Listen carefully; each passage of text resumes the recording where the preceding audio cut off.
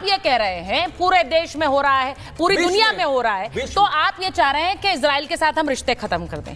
वो वाली नीति, अभी थोड़ी देर पहले आपने कहा कि भारत का स्टैंड गुटनिरपेक्षता का है, तो फिर आप उसी हिसाब से कैसे बोल सकते हैं कि इजराइल के साथ रिश्ते खत्म कर दें? हम तो गुटनिरपेक्ष हैं, हम तो गुटनिरपेक्ष हैं, तो फिर हम एक के साथ जाके कैसे खड़े होंगे भाई? मेरे किसी गुटनिरपेक्ष का मतलब क्या होता है? एक लफ्ज में ये गुटनिरपेक्ष का मतलब क्या होता है? गुटनिरपेक्ष का मतलब क्या होता है? कि आप किसी गुट में नहीं है। हाँ, किसी गुट में तो फिर आप क्यों कह रहे हैं कि इजराइल से रिश्ते खत्म करते हैं? अटल बिहारी जो स्टैंड है, अटल बिहारी वाजपेयी का भी यही स्टैंड था, अटल बिहारी वाजपेयी की, इजराइल ने अरबों की जमीन पर कब्जा कर रखा है। गांधी के युग में जो स्टैंड था उन्होंने लिया, अटल जी के युग में जो स्टैंड था उन्होंने लिया, बाहर के देशों में जो स्टैंड है वो ले, बाहर के नहीं है। मेहमानों पर जा रहे हो। एक मिनट, संजीव जी को लीजिए सर।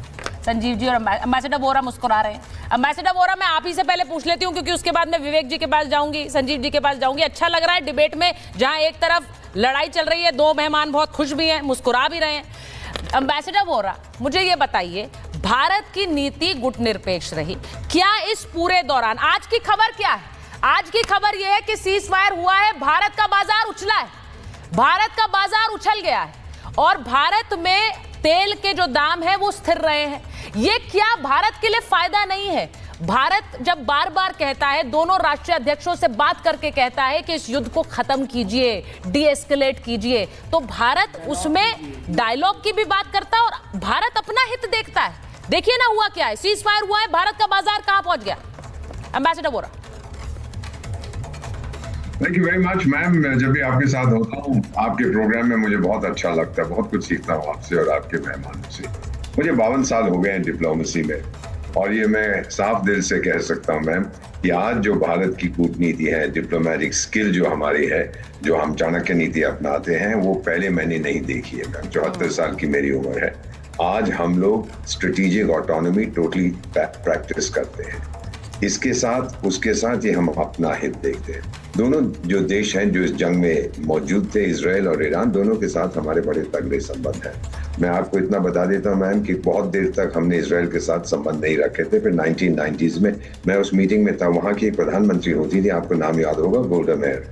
हम लोग मीटिंग में उनसे गए थे, हमने कहा कि हम आपके साथ रिश्ते बनाना चाहते थे मजबूत, तो वो बोली हम तो आपका इंतजार कर रहे थे पर आप आए नहीं। उसके बाद हमारे मजबूत रिश्ते बनते गए इजराइल के साथ। आज आपको मालूम है डिफेंस मामलों में, एग्रीकल्चर में, स्पेस में, मेडिसिन में बहुत करीब के हमारे रिश्ते हैं इजराइल के साथ। कई एरियाज हैं जिनमें उनकी टेक्नोलॉजी हमारे काम की है। ईरान के साथ जो हमारे रिश्ते हैं मैम, ये सांस्कृतिक रिश्ते तो बहुत अच्छी चीज है दिल को बहलाने के लिए। We look at here and now. 2025 में जो हम देख रहे हैं, हमने ये बनाना है IMEC कॉरिडोर, नॉर्थ साउथ जो ट्रांसपोर्ट कॉरिडोर हम बना रहे हैं, चाबहार पोर्ट की हम डेवलपमेंट कर रहे हैं। ईरान के साथ भी बहुत हमारे अच्छे रिश्ते, दोनों देशों में, ईरान में भी और इजराइल में भी भारतीय समुदाय के लोग हैं और दोनों ने हमारी मदद की है कि उन लोगों को हम वापस लाएं। किसी ने बाधा नहीं डाली। This is a Triumph of Indian diplomacy कि दोनों के साथ अच्छे संबंध रखे हैं हमने और दोनों से कहा है कि जंग से ना आपका फायदा होगा ना आपका फायदा होगा, आप इसको सुलझा लीजिए। अब जो इशू है वो बड़ा कॉम्प्लिकेटेड है, इशू कॉम्प्लिकेटेड है, लेकिन हम लोग हमेशा कहते हैं कि आप बैठ जाइए और बताइए कि आपकी क्या पोजीशन है, आपकी क्या पोजीशन है, फिर हम देखते हैं अगर कोई मीटिंग ग्राउंड बन सकती है। अगर ये हमारी कूटनीति सही है सर। मैडम आपने देखा होगा बेटा कि विद यूक्रेन और रूस भी सारी दुनिया हमसे कह रही थी आप बात करिए, आप एकमात्र देश हैं जो दोनों से बात कर सकते हैं। हमने की, उन्होंने नहीं माना वो उन पे निर्भर है, पर हमने तो अपना रोल स्पष्ट कर दिया exactly. और ये जो मुस्कुरा रहे हैं साहब, मैं नहीं जानता कितने साल इनको डिप्लोमेसी में हो गए हैं, कब से ये भारत के राजदूत हैं मुझे मालूम नहीं है, लेकिन मुझे ये जरूर मालूम है कि मुझे जो है 52 साल हो गए हैं और 18 साल में राजदूत रहा हूँ बहुत से देशों में। तो इनकी मुस्कान जो है ये मुझे बहुत ही सिनिकल लगती है। ये उन लोगों की होती है जिन्हें मालूम नहीं है कि मुद्दा क्या है। तो मैं आपसे इतना दरखास्त करना चाहता हूँ, अनुरोध करना चाहता हूँ कि जो हम इस समय कर रहे हैं, ईरान हमारा धन्यवाद कर रहा है, इजराइल हमारा धन्यवाद कर रहा है। Let me finish ma'am.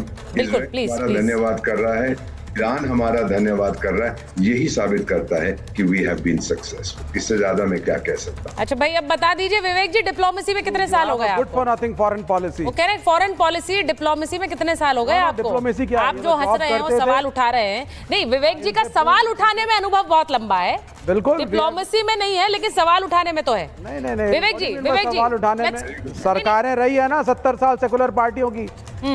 आप जब आप जॉब करते थे इंडियन फॉरेन सर्विसेज में, तो सरकारें सेकुलर पार्टियों की थी, जहां आप सर्व करते थे। So don't forget that. और पॉलिसीज हम बनाते थे, चाहे नॉन अलाइनमेंट की थी या 2004 से लेकर 2009 लेफ्ट सपोर्टेड UPA 1 था। So I mean, let's not talk and let's not be rude. Now coming to the point. नहीं, he is not being rude, he is not being rude Vivek ji. सीधी सी बात है, वो अपनी बात रख रहे थे, आप जोर जोर से हंस रहे थे, तो उन्होंने कहा कि डिप्लोमेसी का आपको क्या अनुभव है। मुझे लगता है उनका सवाल वाजिब, उनका सवाल ठीक था, क्योंकि आप अपनी बात रखेंगे, वो अपनी बात रखेंगे। लेकिन मेरा सवाल ये है, विवेक जी सवाल सुन लीजिए, विवेक जी को रखिए, संजीव जी को रखिए। विवेक जी, मेरा सवाल ये है, ईरान का साथ नहीं दिया, ईरान को अकेले छोड़ दिया, ईरान के साथ हमारे सांस्कृतिक रिश्ते हैं, लेकिन रिश्ता नहीं निभाया इस सरकार ने, ये वाले सवाल विपक्ष पूछ रहा था। आज ईरान बोल रहा है थैंक यू इंडिया। हाँ बिल्कुल, वो डिप्लोमेटिक थैंक यू का कोई वैल्यू नहीं है। अच्छा, आपने एक सवाल वाह सर, वाह से आपने कहा था थैंक यू चाहिए। Let me speak. अब है हंसने की बात।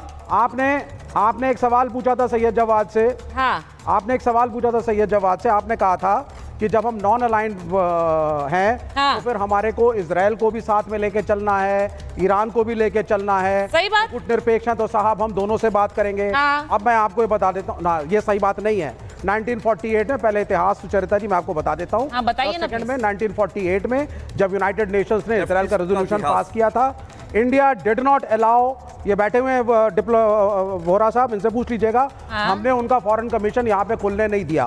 उनका टोटल बाइकॉट किया, और हमने कहा कि हम नहीं मानते इस चीज को। और 1990s में नरसिम्हा राव के दौरान पहली बार एक फुल फ्लेजेड जो हाई कमीशन होता है वो तब खड़ा हुआ। पहली चीज, वाजपेयी तक हम इजराइल के साथ नहीं थे, बड़ी क्लियर सी बात है। नमस्कार अलग चीज है। दूसरी बात, आपने ईरान का साथ नहीं दिया है इस युद्ध में। ईरान का पलड़ा भारी रहा है, एक मॉरल विक्ट्री उसकी हुई है। आपने दुतरफा किया, एक अमेरिका ट्रंप और मेरा देखिए विवेक जी, आप ये कह रहे हैं ईरान का साथ आपने नहीं दिया, मॉरल विक्ट्री थी, you have messed it up. हुई नहीं, ईरान का साथ आपने नहीं दिया, ये तो आपकी अपनी सोच है ना विवेक जी, ये आपकी अपनी सोच है। दिया। मैं इसीलिए आज ये खबर चला रही हूँ, उन्हीं लोगों के लिए चला रही हूँ जो बार बार ये हल्ला करते रहे, ढोल पीटते रहे कि ईरान को अकेले छोड़ दिया, ईरान का साथ नहीं दिया, गुट निरपेक्षता क्या है, हमारी सांस्कृतिक रिश्ते थे, छोड़ दिया ईरान को। ईरान नहीं कह रहा है, ये आप कह रहे हैं विवेक जी, साथ दिया, ये आप कह रहे हैं। चाइना ने, ईरान नहीं कह रहा है, ईरान का साथ दिया। नॉर्थ ईरान का बयान तो दिखाइए जहां वो कह रहा है मैं अकेला छोड़ दिया। हमें नहीं फैक्ट्स ही तो पूछ रही हूँ। These are facts. These are facts. Please give me a statement from Iran, विवेक जी। आप मुझे स्टेटमेंट दिखा दीजिए जहां वो कह रहे हो कि भारत ने हमारा साथ नहीं दिया। आपके स्टेटमेंट को थोड़ा ही मानेंगे हम।